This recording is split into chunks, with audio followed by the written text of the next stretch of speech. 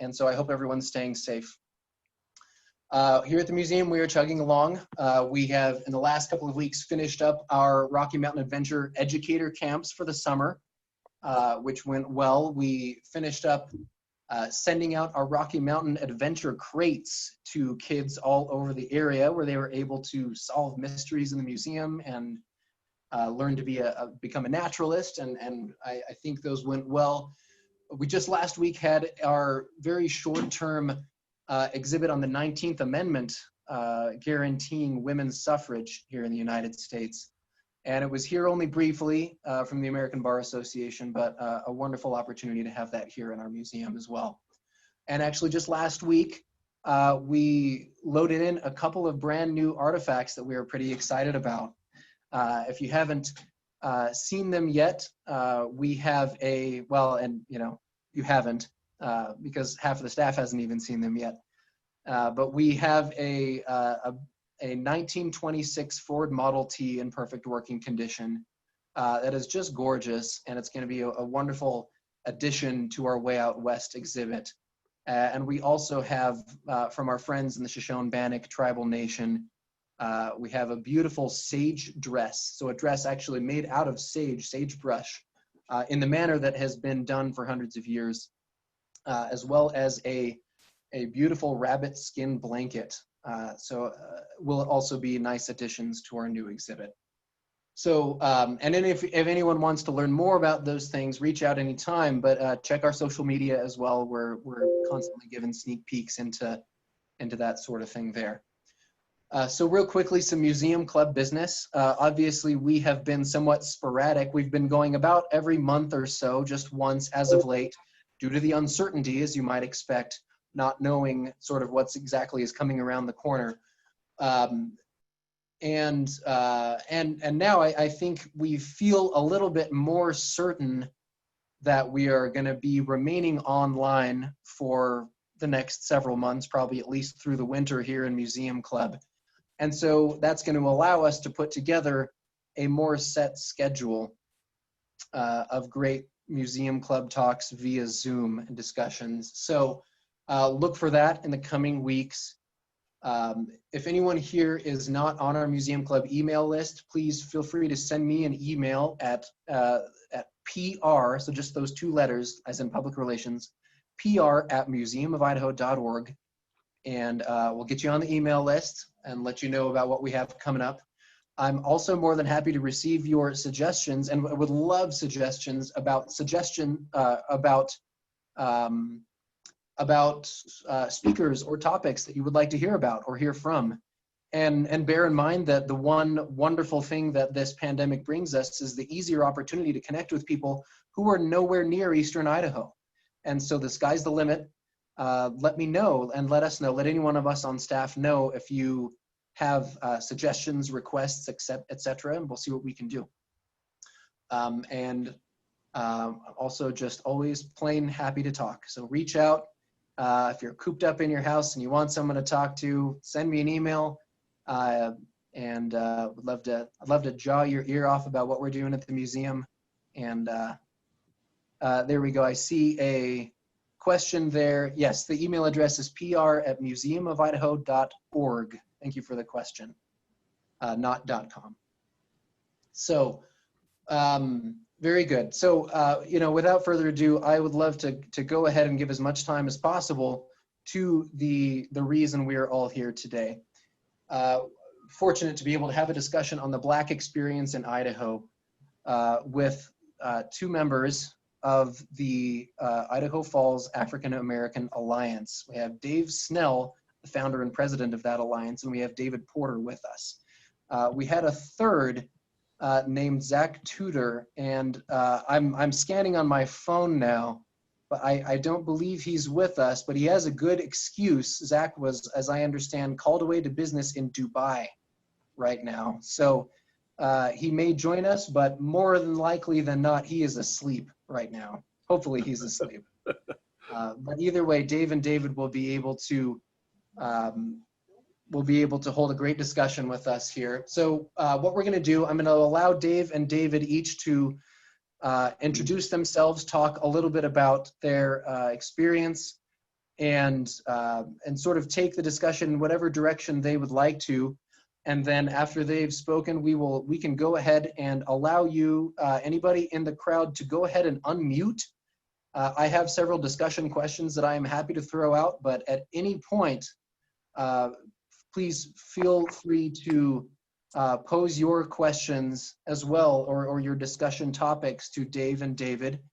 And you can throw them in the chat if you like, or you can just, if there's the right time, go ahead and unmute yourself. You can raise your hand, you can just blurt it out. And I, knowing this crowd, expect nothing less than a wonderful, fruitful, civil discussion, and I'm grateful for all of you to be here. So without further ado, we'll let Dave and David introduce themselves. Dave Snell, do you want to go first? Sure. Can you hear me okay? You can hear me okay? Yes. Okay. My name is Dave Snell. And as you said, Jeff, I am founder and current president of the Idaho Falls African American Alliance. I see we have one of my former, my mentor in the African American Alliance, Dennis Patterson, is out there. Hello, Dennis. And my good friend, Dave Porter. Dave and I have coached Grid Kid football together here in Idaho Falls. And that was when he and I met years ago, and we had a lot of fun out there with the kids. But I graduated from Idaho State University with a degree in human resource training and development back in 2012. 2012 was a really a tough year for me. That was the year that I lost my mother, who is one of my heroes. And it was her that encouraged me to go and finish school. And so she couldn't be there for my graduation, but I was told when they took the video back to her, she had tears in her eyes. And so I still get a little choked up about that, but nevertheless, she was my inspiration. And for me right now, I just want to say to the museum staff, Jeff, and your staff, thank you for giving me this opportunity to speak and share in this particular forum. I think this is a great thing, great timing. The timing is just right, and so I appreciate you for letting me come in and just share. The only thing I said to myself was, man, I wish my life was exciting as Zach or Dave. Those guys really live some exciting lives, but I'm just one of the regular guys, and I would like to share a little bit of my story. I asked myself, why am I doing this? And because I don't enjoy public speaking, and those that know me know that I'm a bit shy. However, after that thought, I realized that perhaps the time is now for me to speak out. In light of what we see happening all across America, the racial discord, for me, it's a great time to seize the moment and to help build bridges. This forum allows me to share with others my perspective on being Black in Idaho. And that's one thing about being Black in Idaho, you can't really hide. You stick out like a sore thumb. So, but nevertheless, I've dedicated my life to the belief that one man can make a difference. This belief drove me to the idea to bring like-minded people together, both Black and white, in this predominantly white Idaho Falls community, under one common banner of breaking down barriers and assisting those in need. And to that end, the Idaho Falls African American Alliance was born and has affected many lives in the Eastern Idaho community. So one of the things I'm most proud of is being a part of the solution and reaching out to members of my community as we form alliances and build bridges. It just tickles me to death. I am just happy to be in a position to be doing that. So in order to really know me, it's important to talk about my parents and how they kept me out of trouble, and why I have so much respect for my mom. as I said earlier, she was my inspiration to get me going back to school. She was an educator herself, and even with 8 kids, new husband, new place, we moved to Utah, and she went back to school, went to Weber State, got her teaching degree, and taught 28 years in the Ogden City Public School District. And she was such a great teacher. She was honored the Sojourner Truth Teacher of the Year award. And so that was one of those things that, you know, she just continues to make you proud. Not only my mom, but others recognized her talent. But, you know, it's important to talk about those parents and, you know, how they kept me grounded. I was raised in Southern California and Utah before coming to Idaho Falls in a family with a solid religious foundation.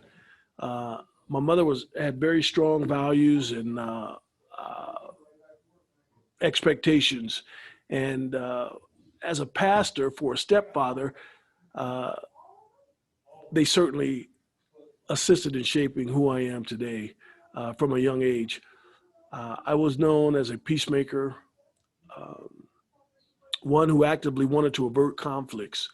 One of my early moves while attending junior high school there in Ogden, it was a white kid that was being bullied by a black kid. Well, a black kid was my girlfriend's brother. And so I went to him one day and I said, hey, you know, this guy is my friend. Paul is my friend. Please don't pick on him. Here, take this $5. Let me buy you lunch, but please don't pick on my friend. And when the story got out, the assistant principal, he heard what had happened, and so he wrote a note home to my wrote a note to my mother and talked about how proud she must be to have a kid that will help other students. And so that was kind of really the start of things that got me going and thinking about you know, just others. You know, I'm just the kind of a person that likes to see other people having a good time. And I said, when you're one of the top athletes in your school, coming from California to Utah, I was, I think in the 7th grade, I was on the varsity football team. And I remember one game I scored 5 touchdowns in one game. I had over 500 yards, and it was the 3rd quarter had just ended, and the coach pulled me out. And I remember saying to myself, who needs 6 touchdowns anyway?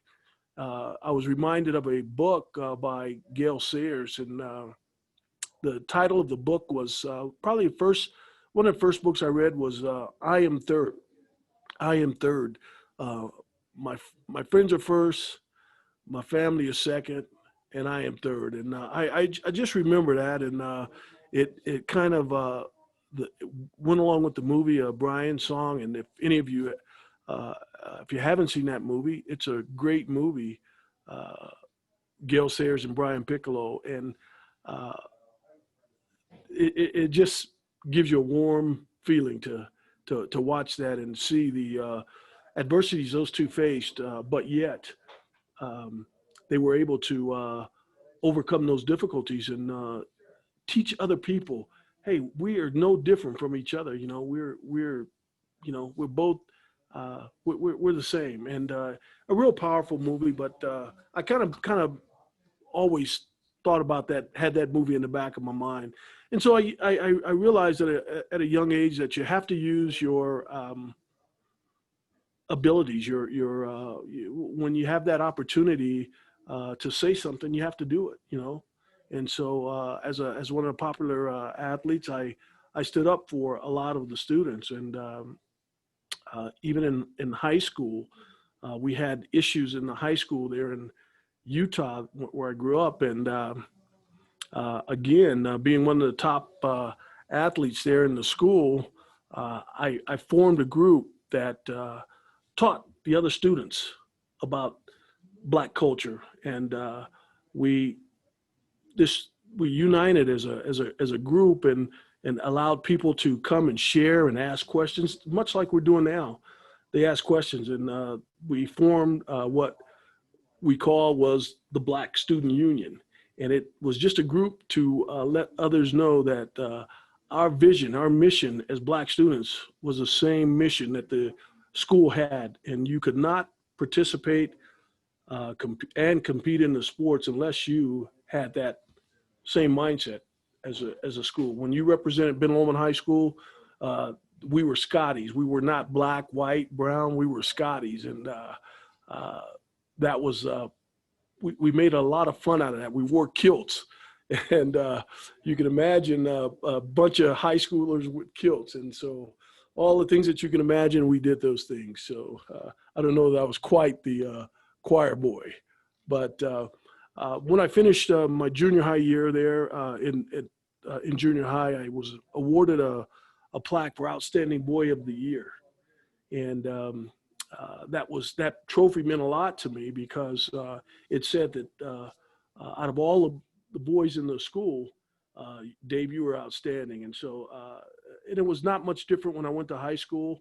I've competed with some of the best. Jim McMahon and I were competed against each other in junior high and high school. And Glenn Hubbard that played for the Atlanta Braves, he was my second baseman, and he was also my middle linebacker on my football team. And those guys respected me. In fact, my senior year, I was awarded one of the top trophies at my high school, the Black Watch Award. It came from the Standard Examiner newspaper. It was for the top athlete in the high school. So along with those things, you learn to care about all the students. And so it carried over coming to Idaho. And I've been here at the lab for 37 years. And being an athlete, you really get wrapped up in that team concept. And so anytime I'm on a part of a team, anything I do, I like to make a team out of it. Forming the AAA, we had a team. We had an immediate team, and we all worked on one accord. And you have to do that. Many working hands makes the load light. I think my dad used to always he used to always preach a message about working hands, many working hands. And so I was taught at an early age, you have to work and you have to share responsibilities. It's a good thing, but when you have the opportunity to make a difference, you must do that. And so here in Idaho Falls, my work here at the lab, we've had parents come up to us and ask us about helping their kids out, biracial kids, kids that were adopted in our community. We had one in particular that I remember who was a good debater, and the family didn't have money for that kid to go to the competition. And so they came to me and asked me, Dave, can you help us? And I thought about that, and I talked to some of the other guys that I work with, some of the other African Americans, and we put some money together, and I think we raised about $400 to get that kid to that debate competition. And not only him, but there were others. We had a young lady that went to church. Her mom had two. It was two young ladies that their mother was divorced, and they had scholarships at the University of Utah. One of the girls, we bought a laptop. The other girl, we bought a scientific calculator. And one girl today is a lawyer in San Francisco. The other young lady is working on her PhD there in Oakland. And so those things let me know that you can never stop doing good for people. And out of some of those things, the Idaho Falls African American Alliance was born, and we have been going for 15 years now. We'll be next year. And one of our goals was to do what we're doing now, initiate dialogue and try and show Black culture in a predominantly white community, and show that, we're not all that you might see on television. There are scientists, there are engineers, there are artists, there are we had Debbie Thomas, the Olympic ice skater. We had Bruce Smith, one of Disney's first African-American animators, come to our city and went over to the Montessori school and drew Winnie the Pooh with the kids. And that was one of his characters that he animated, of course. And Dr. Facilier, the Princess and the Frog, he was the animator of that series. And so we just wanted to bring we even had the president of Morehouse College, which houses the Martin Luther King papers. He was our first keynote speaker, Dr. Massey. And we just wanted to show the best side of what the African Americans had to bring to the table, and maybe we can do what we're doing today: ask those tough questions, or ask questions and get to know people. My mom always told me that the best way to know people is to sit down and have dinner with them, and out of that was born that banquet, the MLK banquet that we have each year. And so I'm going to stop right there and give Dave some time. I know that I've taken a little bit of time, and so I want to make sure that he has enough time to do his thing. So I'll stop right there. So thank you, Dave. Some of the things, it's interesting as I listen to Dave talk, some of the things I knew about him, some of the things that I didn't know. I most recently completed a training course for a company, Big D in Salt Lake, and I actually met the quarterback where Dave was tailback. So I can tell you, most of the things he said about his athletic career were true. Me, I grew up in Perry, Georgia. It's about the same size as where I currently reside here in Shelley. Perry is about 5,000 people. Of note, Dave Snell has been to my home there in Georgia, and we've had the opportunity to eat some Southern cooking together. So a little bit about me.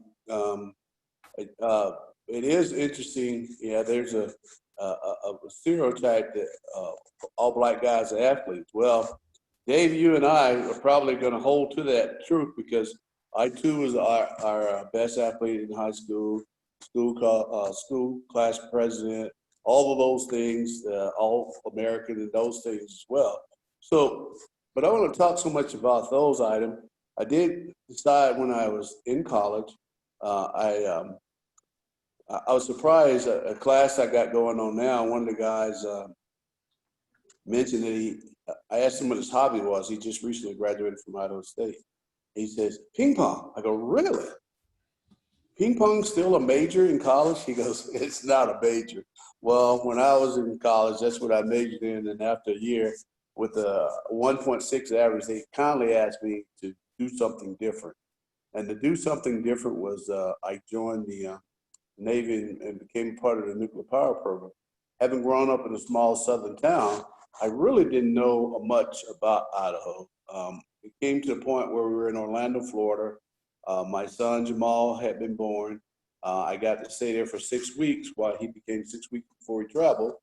And then we were given a choice. You can go to New York, you can go to Connecticut, or you can go to Idaho. So as I thought about it, I said, well, New York, don't want to do that. I don't want to go to New York City. Of course, the place where the naval base up there is a long ways from New York City. That's, well, Connecticut is too much like New York. So I'm going to go to Idaho, not really knowing a lot about Idaho. So I got here in 1979 with the nuclear Navy, and I was asked to stay here as an instructor. I did my instructor, went to Charleston, came back to Idaho, and then I've done other things. And back in 2006, we had an opportunity to come back here for three weeks. At the end of that 3 weeks, I got asked to stay on, and here we are in 2020, and we're still providing services there. So I went to, after I dropped out of college, since they didn't allow me to get a major in ping pong, I did not finish my degree until I was 40 years old. Dave and I both, I don't know if he shared his age, but we're both 61 years old. And so since 1979, I've had a present and I understand that my sister came here. My brother-in-law, Danny Coates, works out at the INLs as well as a dispatcher. He's here. He came in '85 and has been here ever since. And so I've actually probably lived in Idaho in all the decades. I look back and I thought the only time I really missed was probably in the '90s. I've gone and either come back as a speaker. So after finishing college, I went to, I was working in the nuclear industry. After I completed my college degree, I decided that I wanted to start my own consulting company, which is what we've done. And our company has been providing training in the nuclear area as well as professional development for the last 24 years. So some of the interesting things I think about me that, you know, maybe the stereotypes of all black guys are athletes, are good athletes, things that people would not know about. One of the things, and I apologize, I got this pollen in the air, so it bothers my eyes, but one of the things we have done, I came to Shelley, and I went over to Shelley High School, and I talked to the folks there, and they asked me, do you have a son or daughter in school? No, not really. And they said, well, would you be willing to work with the alumni group there? And I said, certainly. They said, but you don't have a son or daughter. What about nieces and nephews? No, not really. They said, why do you want to be a part of this group that, and this is the future farmers of America, that you aren't a farmer? No, not a farmer. Have kids and farm, any farming? No, none at all. And my answer was simple. I want to be a good neighbor. I say, I think a good neighbor gets involved in his neighborhood, and if he could add to his neighborhood, then he should. So some of you seen the Wednesday's Child on local news here, and there were 3 kids over in the Boise area that over the few years had been sent to 3 separate homes. And my wife and I watched them on Wednesday's Child saying, you know, what would be great if there's some family that would take all 3 of us. Well, they were 3 teenagers. And I'll just tell you, as we went through the process, part of it, we actually had to go to class for 8 weeks to learn to be a parent, even though we had raised 2 kids and had grandkids. During that period of time, that 8 weeks, they basically told us what the state required, and they kept asking, are you sure you want 3 teenagers? I said, they're siblings. I said, if I have the opportunity, I think that's the ideal thing. Well, we kept them for a year. We were at the point of ready to adopt, and they decided they'd rather be in Boise than Shelley. I don't know why. I think everything Boise has, Shelley has, and then some.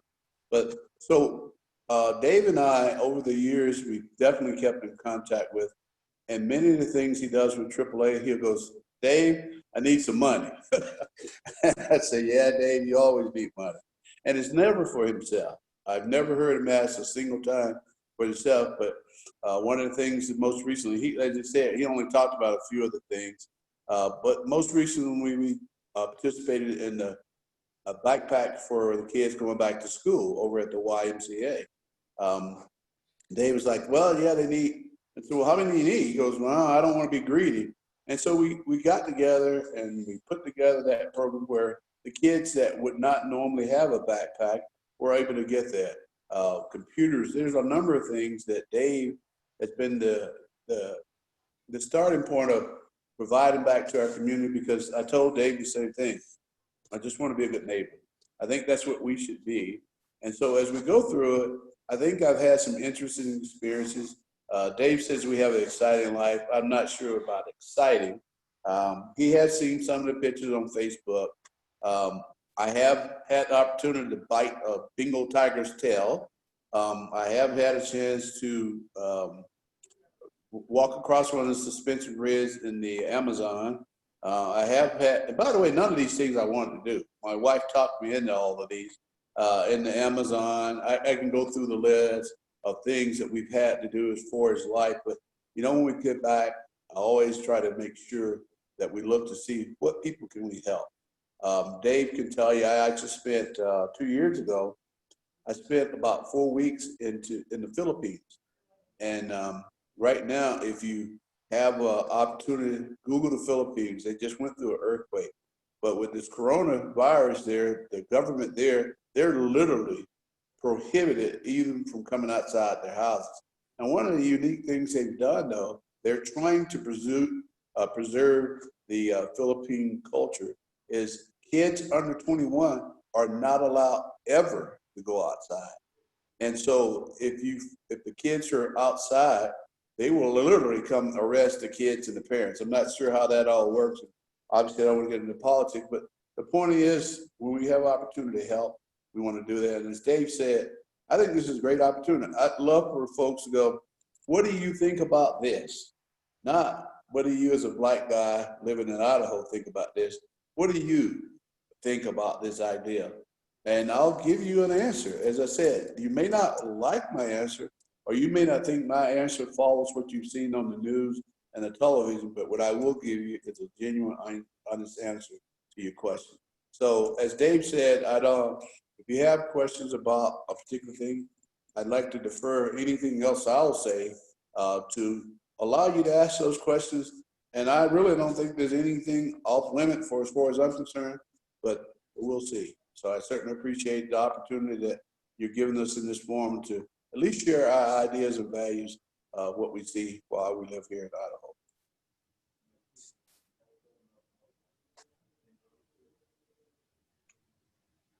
Well, thanks to both of you.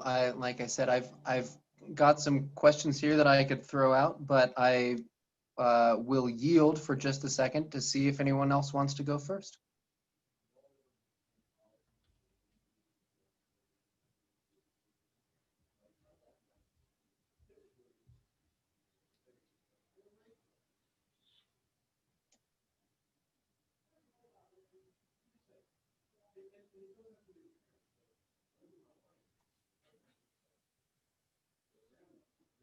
All right.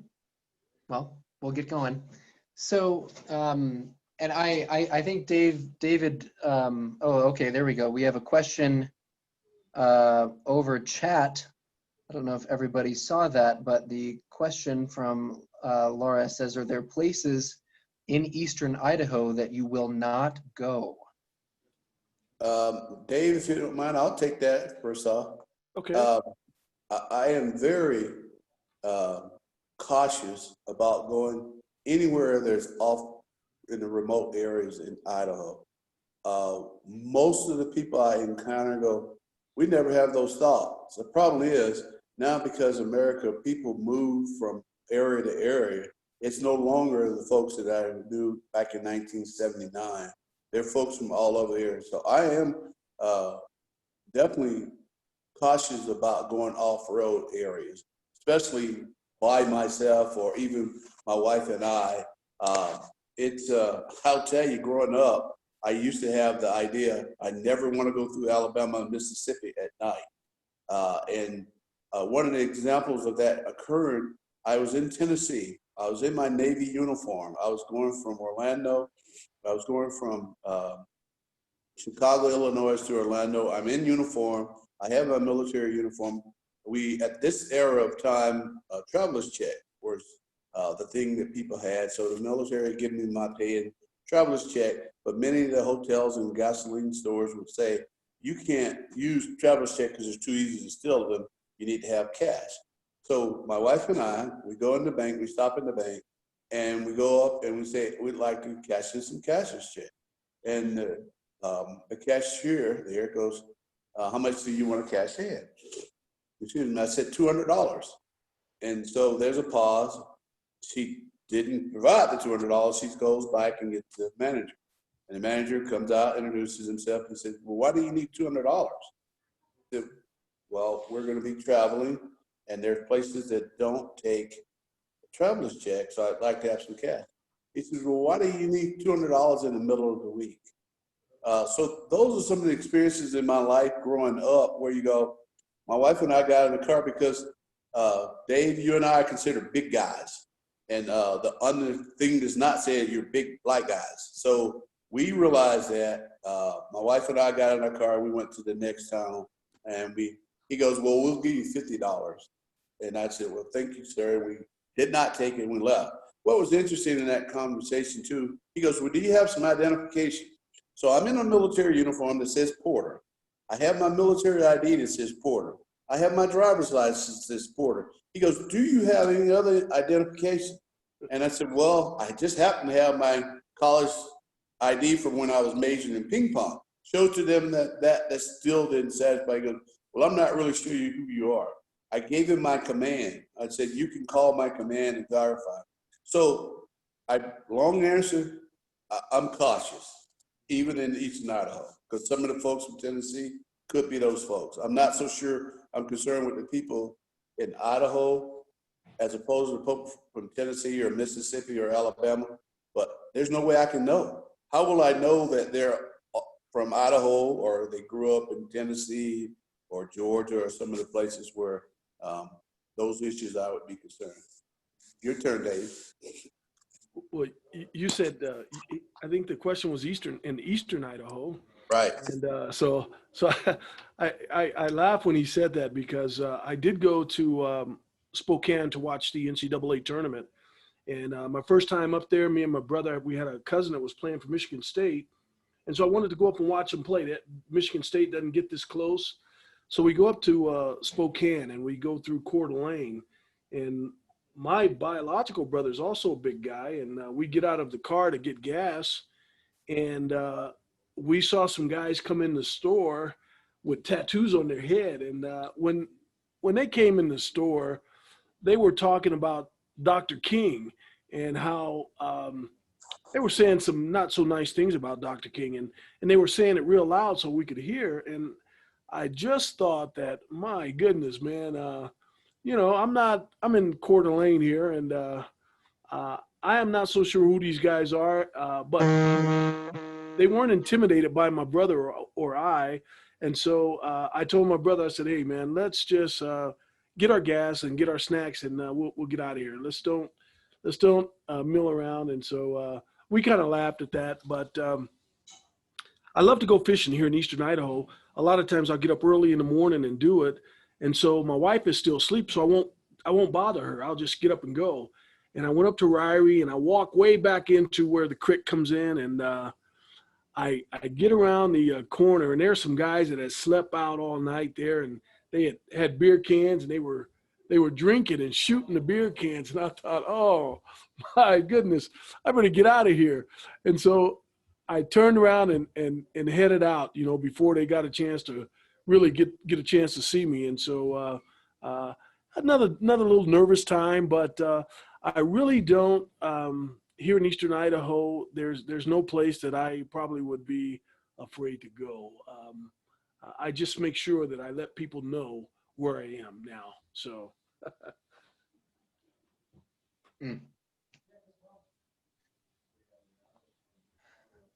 I'll throw out a question. Yeah, thank you both for your answers there. Hey, I just wanted to say hi and hello to Dave Snell and Dave Porter. I misjudged my time. I'm here in Abu Dhabi, but I'm ready to participate if I can.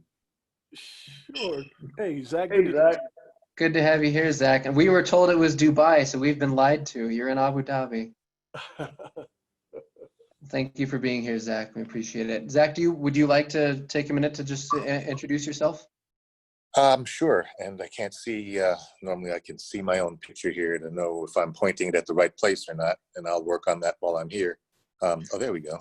Yeah, so I'm Zach Tudor. I'm the Associate Lab Director of Idaho National Lab for National and Homeland Security.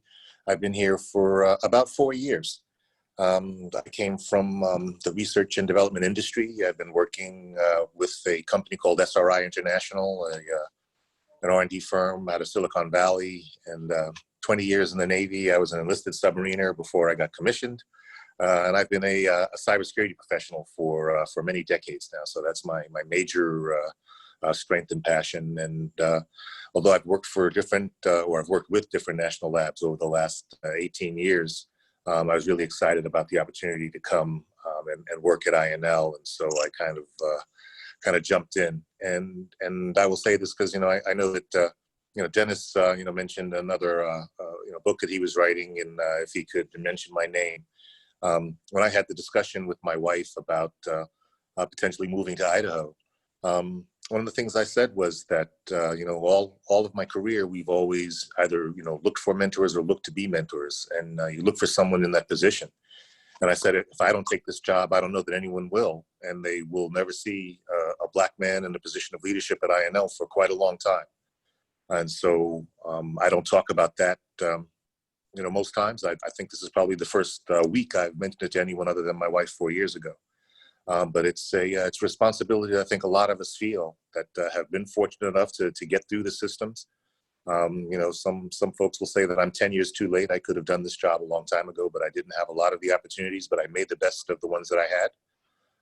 And I think that I'm at INL at the right time.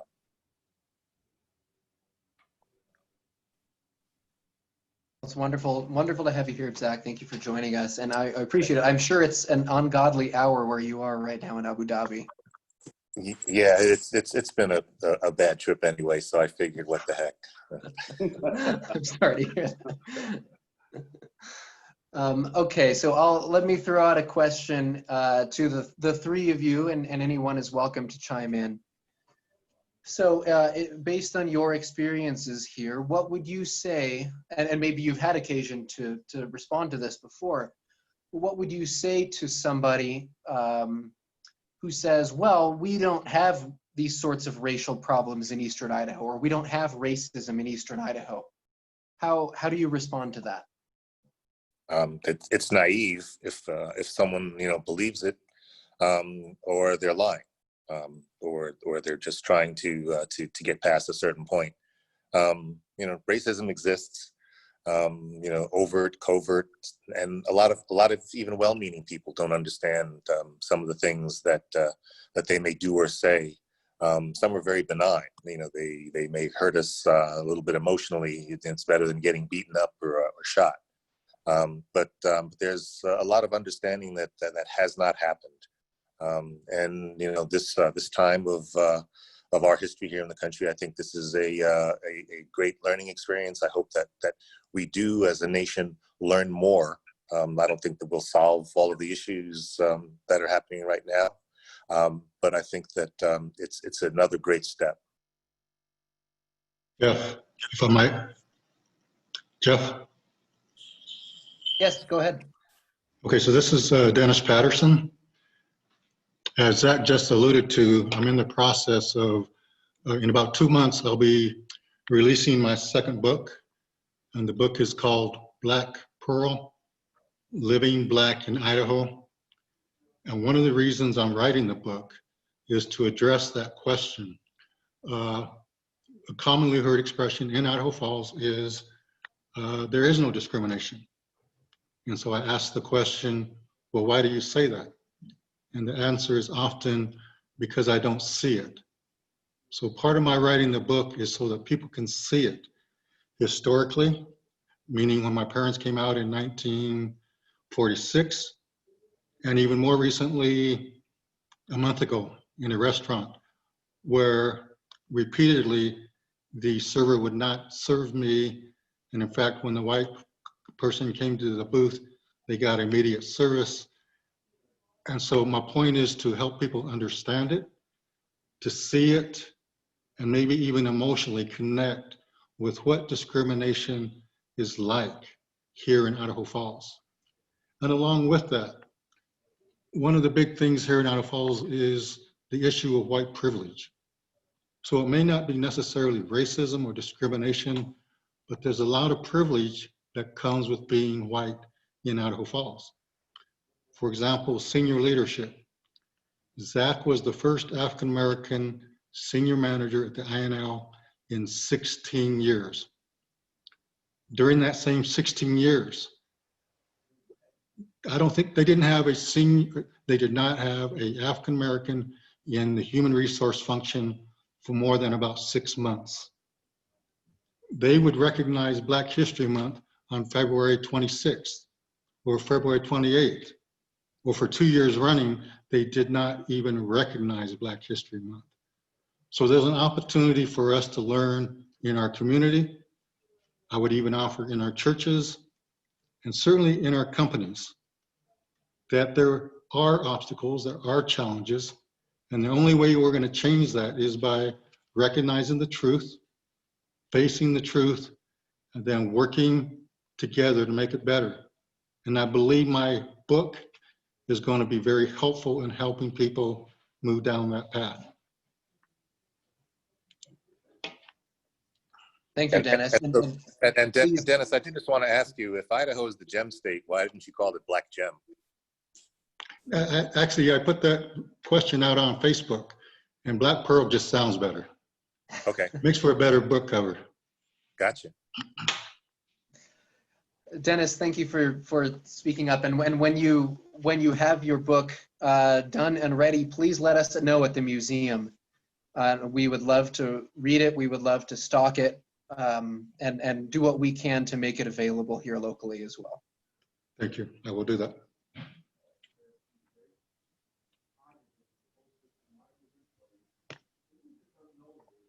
Hey, Jeff, Dave Manson here. Is it okay for me to add my 2 cents to that By all means, of course. dialogue? So I think when we talk about race and racism in America, the first thing that we need to do is embrace and understand that that's a very complex and nuanced question. Race in America has layers to it. It has levels to it. It has permutations and so many different things that are attached to it, that we need to recognize that there's systemic and institutional racism that creates barriers that are generational in nature to accessing the American dream. There's individual racism that's a personal beliefs or attitudes that are imposed upon folks of color. There's discrimination, individual based. So I just, as the conversation evolves, I just wanted to toss that out there as something for us to digest and think about. It's when you use the word race or you use the word racism in America, it's just a very complex issue.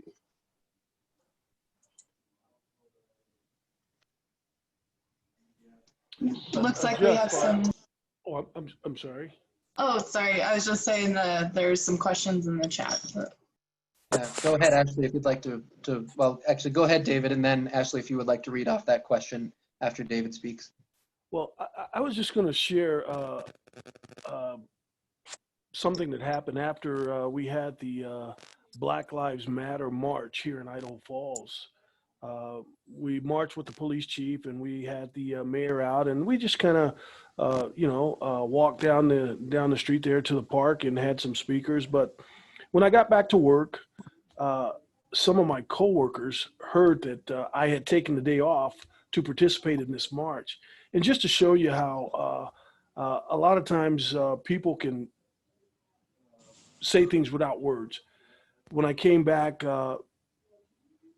before I left, I heard a lot of statements saying, talking about BLM and how that was just a bad word. People just thought that if you said that, you were just anti-white. And when I got back, they had a big American flag painted on one of our casts that we moved from building to building out here with our radioactive waste. And that flag was just to show me, hey, this is America Day. This has nothing to do with BLM or anything. This is America. And, when you deface government property like that, you're never supposed to do that. You don't put anything other than, because those casts are designed and they're designed for specific, to go out a specific way. To have a flag on that is defacing that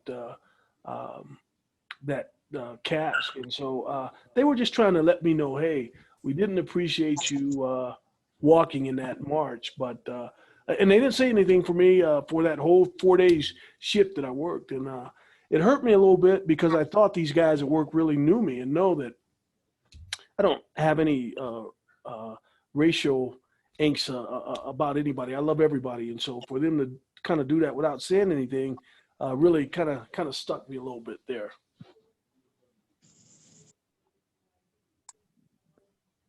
Hey, Dave, one of the things I guess I would tell you too, and that is for us to realize and for the people to realize, when you and I would say Black Lives Matter, there's no add-on to that means white lives don't matter. Mm-hmm. Right? That's just saying we need to put emphasis where emphasis hadn't been put. My grandson has my name, you know that. His name is David Anthony Porter. And my daughter-in-law put on Facebook, she had to talk with him. He just turned 12. He's a big kid for 12. And I responded to her back on Facebook that, you know, it hurts my heart that when I was my grandson's age at 12, I had to receive that talk. I gave his dad the talk. Now my son, who's the dad of him, is giving him the talk. And the question becomes is, that's over 40 years that we existed. I don't know where you were, Dave, but I was a part of the forced integration. So even though all we asked for, we wanted the same opportunities, the same books is literally what we were using, because many of the books we had, the pages were torn, they were missing, they were taped. We said, give us the same access to the books that the other kids, we didn't even say white kids, we just said other kids. And the answer was, no, we can't give you books, but we'll force you. One of the things you guys may have saw on Local News 8, that high school that finally got recognized, that black high school, if you haven't, go back and look at the local news, 50 years later, this high school had won the state championship. And most of you know in the South, football is king. Yes. And here's this high school, but it was predominantly black. Not only did they not recognize, they tore the school down, and the trophy that they got from the region, they threw in the trash. If you haven't seen that story, go back and see it. That's where I grew up. So my things that form a part of my background, but I would tell you, if you saw me and didn't hear that story, you wouldn't know that that's the support. I don't have any things that any baggage about that, but I do realize that folks need to know. And I was going to share one quick thing. They asked a question about here. So I've lived in my home. Zach's been in my home. Dave's been in my home. Ashley's been in my home. I've lived in that same house for 12 years. But each time Shelley cops, and by the way, I'm very good friend with the Shelley police chief, Rod Moeller. But every time they get a new cop, I get stopped in my Audi TT convertible. And you know the thing that's aggravating? They ask me, where are you going? I'm going home. I'm usually within a mile of my house, and they'll stop me. I got stopped the last time I was driving supposedly 26 in a 25-mile-an-hour zone. Those are the things that are frustrating to me. Those are some of the things living in Idaho as a black man that I deal with. I don't know about the other guys on the panel. Yeah, and you know, it's not just Idaho, but I think, you know, a lot of people are surprised that it is Idaho. David, could I have you really quickly explain what you mean by the talk that you have had to have with your son and your grandson? Sorry, I don't want to overspeak it. The talk is simply Hey, David, let me tell him about the talk, since all you had to say was about the talk. You bet. So, because I had the talk and I've given the talk. You have to tell your young men and your young women how to behave if they're stopped by police, so that they can, you know, not be in danger from the police. You know, the procedure if you're pulled over, to make sure that your hands are always in plain sight. You know, that you pulled your driver's license out early and that you have it there ready, so you don't have to reach for anything where they might think that you're a threat and shoot you in your car. That you have to talk as respectfully as you've ever talked to anyone, and not try to be flippant or comedic. Because, you know, this may be the last chance you have to speak to anybody. And we tell that to all of our young people, and we tell them many times. And then when something happens, you know, around the country, we tell them again. And we continue to tell them until they have to tell someone else. Did I get it close there, Dave? That was excellent. Yeah, the only thing I would ask is, if you see something, you know, we talk about the security, say something. If you see an injustice, see someone mistreating me, Zach, Dave, fill in the blank, whoever it would be, say something, especially if this is your friend.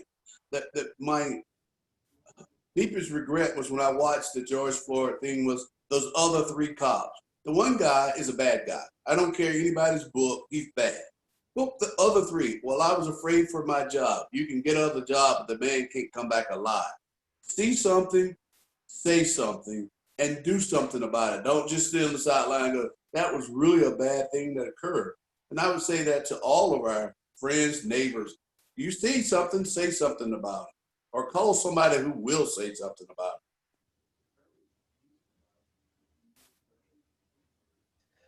Thank you. So and it's obviously heartbreaking and horrendous that these talks have to take place. I just feel awful about that. So I want to turn to a question that we've had from one of our participants. That is, what would you like to see change in Eastern Idaho? And I'll leave that as open as it sounds. More talks like this, from my standpoint, more open talk with more people. And I, in my role, both Zach and David know this, and so does Dennis, I'm called upon to do classes and stuff for the INL where Dave, and I've witnessed these, and I've said stuff to these people. Dave and I have had a conversation, but we're only 2 people.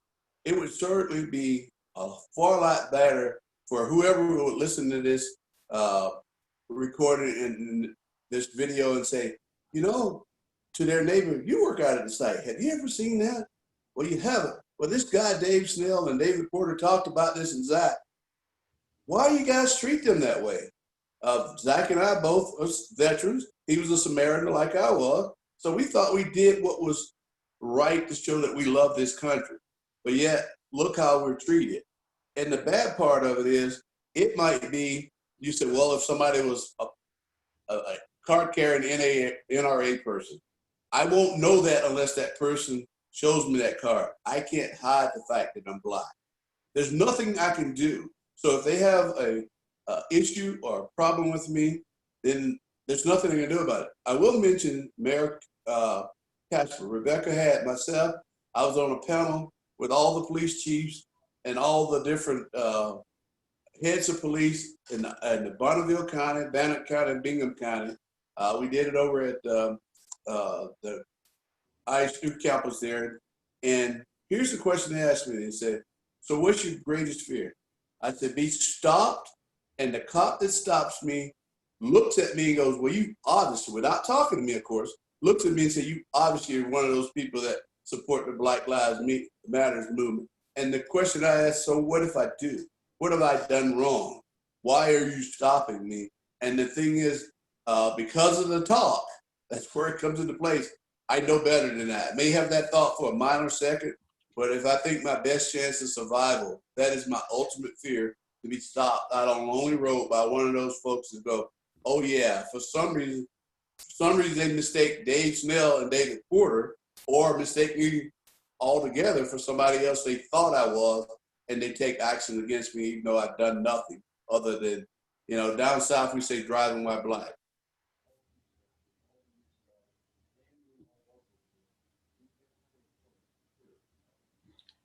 I would have to agree to continue forums such as this, Jeff. This is like I said earlier. This is a great opportunity to share and get to learn about others as we have this dialogue. It all starts with dialogue, and I think we're doing the right thing at the right time.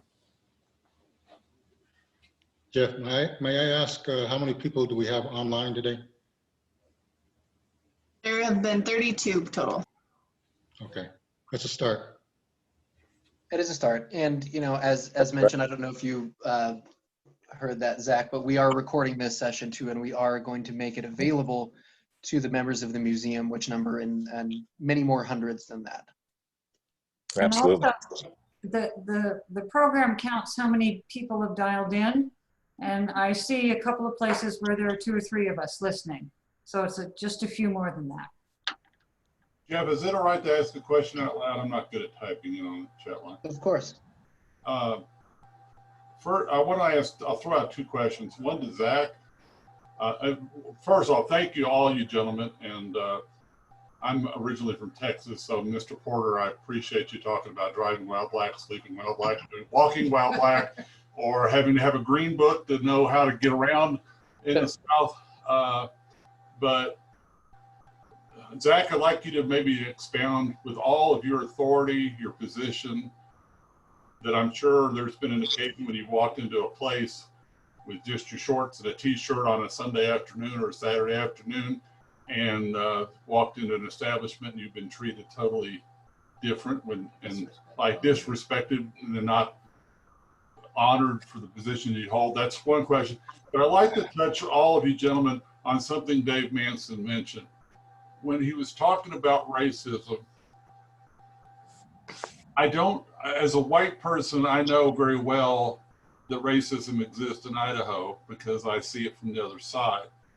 And I'm not sure that's the right word to use anymore, because as Black Lives Matter has come, it seems like racism has turned that it's a term more against Black individuals or Native Americans or anybody that, you know, is different from me. And the problem is, I'm not sure if I want to, how I word this properly, that the problem is with individuals who just have a problem with people being different than themselves. Yeah. And racism just seems to be starting to connotate, well, it's a Black problem, and the Black people just need to get themselves together, and it's not really my problem. And I'm kind of tired. When it really hit me when Dave talked about, or one of the other gentlemen here talked about walking with the police chief here in town. And I'm, as a white person, I know what goes on after the marches and what goes on after the speeches. And I get really tired of marches with police chiefs and it all, and walking down the street for a few, I'm not talking about the Black Lives Matter, but when white people try to pretend like they have some remote possibility of understanding what it's been like for the last 400 years to be Black in this nation, and they want to pretend like all of a sudden now I get it, and I'm, as much as I try to understand, I'm not Black, and I'm never going to fully understand the pain and suffering that you've endured in this freaking country. But it just starts to seem like it's a show. It used to be that way in Texas, and I've seen it here in Idaho, where people, it's a feel-good movement. Our police chief said, kumbaya, I'm going to be nice, and stuff like that. And I hope our police chief is a nice one. I'm talking nationally, how you guys feel that it's just like, is racism really the right term, or it's just a total unmitigated ignorance of white people in this country? Well, let me start and let me just say, to me, it almost doesn't matter what the term is. And also let's not pretend that racism is something that only white people, can do or feel or act upon. We're talking about racism of white people against Black people because traditionally, there's a long history and long impact. But some of the different isms, there are lots of isms that are all based on that same ignorance and fear of people that are different. So yeah, you're right. The connotation with racism is that it's against Black people, but it's against people of color, of people who are Asian, right? You have different treatment for women. You have different treatment for LGBT, the Native Americans. So there's a lot of it to go around. And so, like I said, whatever you want to call it, it is what it is. So if you find a better term and you can get acceptance, then I'll help use it. But right now, I don't care what you call it. Rose by any other name, right? And then to once again ask, if I'm wearing gym shorts and walking around town, I keep a very limited scope in town or around town. And I have to say that downtown Idaho Falls, Ammon are very friendly, warm, welcoming places. So much so that when family members come in, I say, okay, just remember, people are really friendly when you go into that store or something. And and if you wait an extra 5 minutes, the next person who comes in, whether they're white, Black, or Hispanic, they're going to realize it's not just you. Right, the people that own establishments, the people that come in, they say, "Oh, are you new?" And I'm like, "Well, yeah, I'm new." So in the few places that I go, I can expect that kind of nice treatment. I've been in other places where I've had to put my regular guard back up, and I did have that guard up when I spent my first year here. Understanding where I could and couldn't go, and because once again, that's the things that you learn to make sure that you stay safe. So I'm not a big explorer, especially, I'm here mostly by myself. So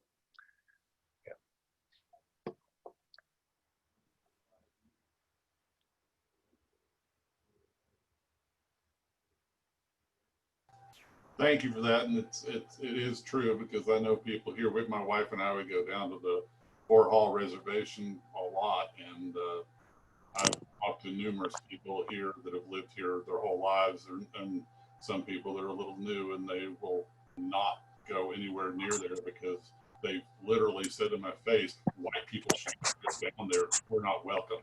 It's like, I've never even ever had. I've talked to the tribal council down there, and I've never ever felt, if anything, maybe a little more comfortable there than other places I've been. So it is everywhere. So thank you very much for your comment. yeah, and once again, let me just say that so I lived in the Washington D.C. area for 20 something years before I came here, and the fact that that Black people are not sensitive to the name of the team. If they called them the DC Jigaboos, we would be up in arms. But we call them Redskins, and that's not a positive term, and it has been. And Black and white people, residents of DC, will fight to keep that name because they all have that same ignorance, right? So once again, it's not limited to any one type of person, but it's more prevalent, and we see it. Jeff, I'll jump in on that real quickly. I am half Native American, and Dave just brought up a good point about Redskins, and around here we've got high school names called like Savages, although I think recently they actually changed that name, which suggests we're making some progress even in Idaho. But yeah, the isms go beyond just the Black and white. As a Native American, I had issues with that growing up, where you would hear, in fact, a few years ago, I heard a prominent heart surgeon use the term drunken Indian. This is at a DOE facility where he was given training. And I actually spoke to him afterwards, and he didn't get it. He didn't understand that it was offensive. But by the time we finished talking, my belief is that he's never used that kind of terminology in the future. So to go back, it's about education and learning and growth, right? We're in one phase of it now. We've been growing as a people and as a nation for 240. Well, I don't even know when 76 was anymore. But we'll continue to learn and grow. It's Black Lives Matter's turn right now. I'm hoping that we can start understanding more about Native Americans and the plight that has gone on there, and try and do more there. We're going to be a much more Hispanic nation in the future, and I don't think that we've all come to grips with that, and that we can all help there as well. So, Jeff, one of the things as we talk about this, a couple of things. I mentioned that Mary Castro had me on the panel. My father-in-law was a policeman in the town of Perry, Georgia. I don't have negative thoughts about policemen at all. I don't think policemen are bad. They're bad policemen. And I'm going to give you another story. My brother came in from Georgia. He and I were down in Salt Lake, walking around the park there, not too far from the temple. And we were with our wives, my wife and his wife, and the four of us are walking. He's got a cane with his limb, and this local, but it's actually the Utah State Patrolman. We see him on the other side of the park. He goes around the park, comes around behind us. We go, oh my goodness, we're going to get harassed here in Salt Lake.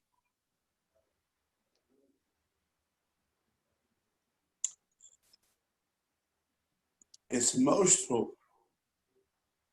because he stopped us because we were wearing our Navy hat. I had my Navy hat.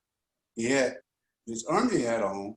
And the guy stopped. He says, every time I see a veteran, he didn't say black veteran. He said, every time I see a veteran, I make sure I stop him, stop whatever I'm doing, because he had not served.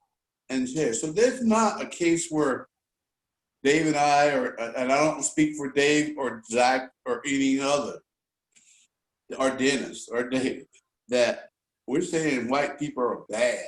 We're just saying there are bad people, and some of them are white, and some of them are police.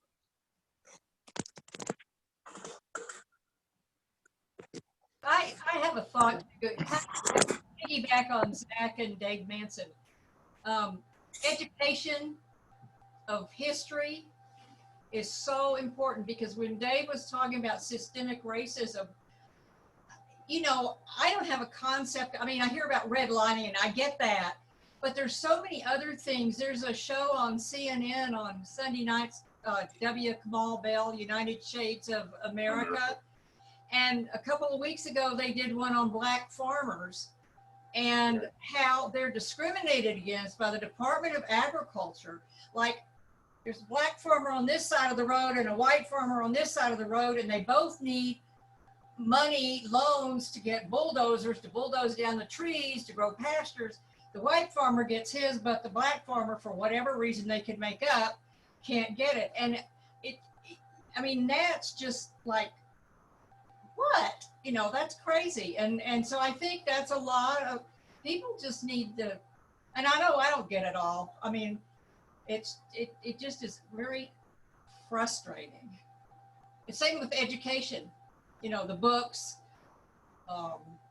supplies, computers, everything. Yeah, let me add to the education piece. So I've been substitute teaching for 5 years. And one of the things that is obvious, and that is, number one, we have there might be one, possibly two African-American teachers in the school system. But I also know that we don't do a very good job of educating our youth about the history of African-Americans and our contribution to America. One of the real bad examples was I was substituting for history, and the slide said that the reason for the Civil War was states' rights. And I actually crossed that off, and I wrote slavery. And then I had a conversation with the students about that subject. I also told the teacher about it later, and he recognized that flaw, and he thanked me for making the change and for having the conversation with the teacher. I think we have a real opportunity in our school systems to make some changes so that our youth can be taught more about African-American history. So let me ask a question now, if you don't mind, and then that'll be my last one, and you guys can talk as long as you like. It's wonderful to have you all here, everybody. And so what I'll ask is, I think we've had some great thoughts come out about what we need sort of systemically, what we need as a culture, what we need as a region here in Eastern Idaho to begin making the change, right? And to begin educating ourselves better. But not everybody on this call necessarily has access to those levers of power to make those changes. And so what should we be doing as individuals to begin to bring about this cultural change?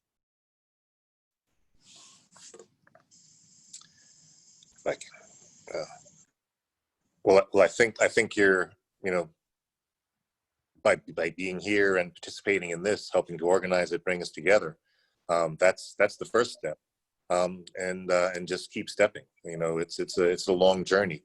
I don't know that I have the answers on what individuals can do, but I think when you're up against some of those questions at a school board meeting, or which book shall we use, or things, keep your sensitive lens on and look at those things, and look for the subtle inequities that you might be able to point out and change.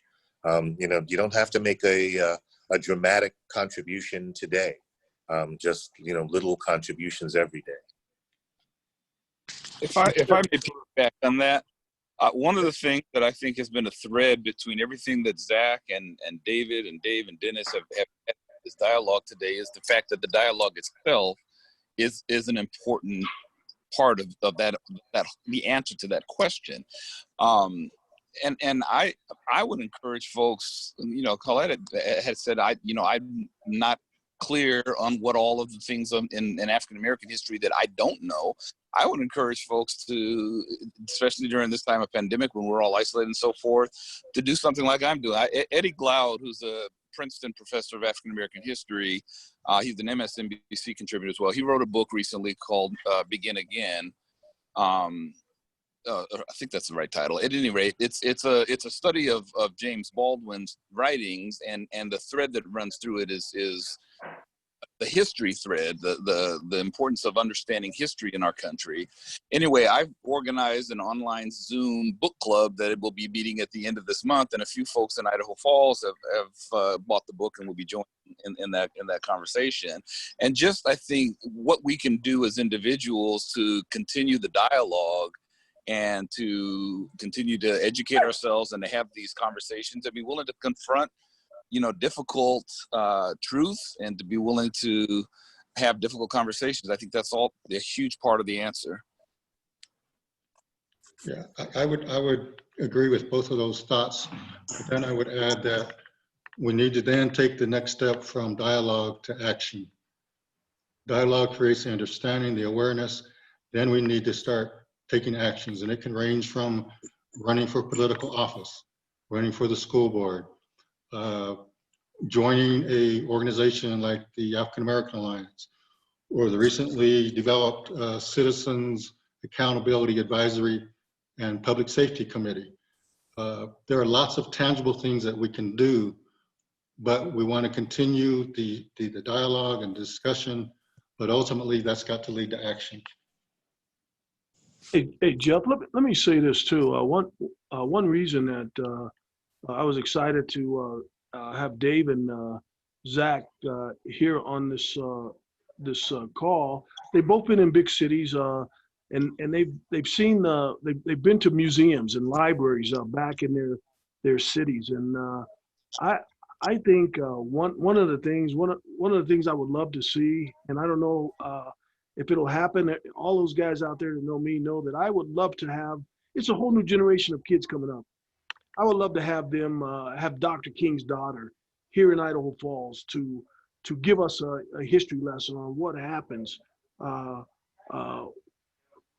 when you hate someone, or how hatred can affect so many different things, and just to introduce a whole nother generation of kids to Dr. King's daughter. I would love to see that happen. And then there are exhibits in the museum that we could possibly bring in and introduce to our communities from a museum perspective. And the library has already reached out.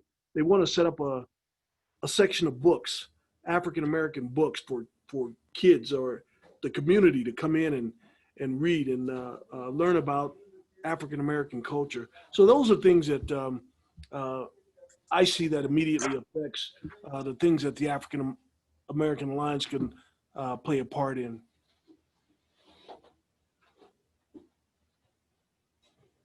Thanks, Dave. So I'll just throw out too that we as a museum have certainly been having these conversations as well among the staff, and we've been working. In fact, just today we were going over a new diversity statement that we are hoping to put out as a museum to really lay down the line on where we stand and try to put some actions behind our words as well, and including in new exhibits that we have coming to the museum. And so if we haven't reached out to you yet about this, because I can't speak for everyone on staff, but we will soon, Dave, and we'll make sure to talk to the group and to you, and get your thoughts on what ways we can sort of be sensitive to this and make sure that we're heading in the right direction as a museum as well.